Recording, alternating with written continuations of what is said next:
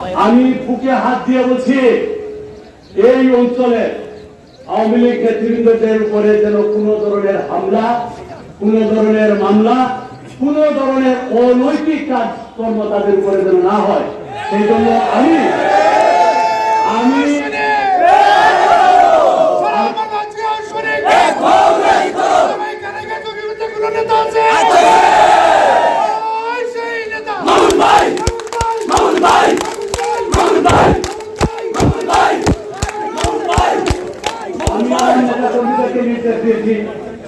আপনারা দয়া করে এই ধরনের কোন কাণ্ডের সাথে জড়িত হবেন না, যে কাজে আমাদের সামাজিক শৃঙ্খলা বিঘ্নিত হয়। আওয়ামী লীগ যিনি করেন, ইনি তো এই সমাজেরই একটা অংশ। উনি ভুল করতে পারেন, উনারা ভুল করতে পারেন, উনাদের ভুলের খেসারত কিভাবে দিতে হবে সেটা আমরা সময়ে হিসাব করে নিব। এখন তত্ত্বাবধায়ক সরকার অর্থাৎ অন্তর্বর্তীকালীন সরকার ছাত্র জনতার আন্দোলনের মাধ্যমে প্রতিষ্ঠিত। এই সরকারকে আমাদের সহযোগিতা করতে হবে। আমার দলের সর্বোচ্চ নেত্রী দেশ নেত্রী বেগম খালেদা জিয়া মুক্তি পাওয়ার সাথে সাথে ছোট্ট একটি বক্তব্য দিয়েছিলেন। আপনারা দয়া করে ইউটিউব এবং ফেসবুকে দেখে নেবেন।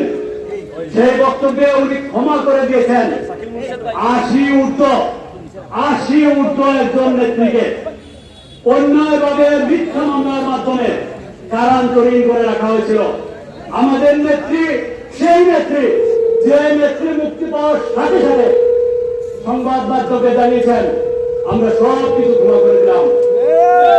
আমার নেত্রীর চেয়ে বেশি কষ্ট কি আপনারা পেয়েছেন? তাহলে আপনাদেরকে ক্ষমা করে দিতে হবে। কোন অবস্থাতে সমাজে বিশৃঙ্খলা তৈরি করা যাবে না। আমরা এখনো ক্ষমতায় আসি নাই, রাস্তা অনেক দূরে, আমাদেরকে অনেক পথ পাড়ি দিতে হবে। প্রত্যেকটি মানুষের মনের থেকে ভালোবাসা আদায় করে তাদের ভোট নিয়ে আমাদের ক্ষমতায় যেতে যদি হয়, তাদের ভোট নিয়ে যেতে হবে। মনে রাখবেন, কোন অন্যায় অত্যাচার অনিয়ম আমার দল থেকে যদি হয়, আমি এক মুহূর্ত আমার আপন ভাইকেও শেয়ার করবো না ইনশাআল্লাহ। দল বিএনপি কোন অবস্থাতে কাউকে মায়া দেখানোর জন্য, স্বজনপ্রীতি দেখানোর জন্য বিএনপি দেশে আন্দোলন সংগ্রাম করে নাই। স্বাধীনতা সংগ্রাম থেকে শুরু করে প্রত্যেকটি রাজনৈতিক দুর্যোগময় মুহূর্তে বিএনপি তার ঐতিহাসিক দায়িত্ব পালন করেছে। 16 বছরে আমরা 700-র উপরে আমাদের নেতা কর্মীকে হারিয়েছি, গুম হয়েছে। 2000-এর মতো নেতা কর্মী ক্রস ফায়ারিং হতে হয়েছে। এই ত্যাগ আমরা সব ভুলে যাব যদি সমাজে বিশৃঙ্খলতা তৈরি করার চেষ্টা না করা হয়।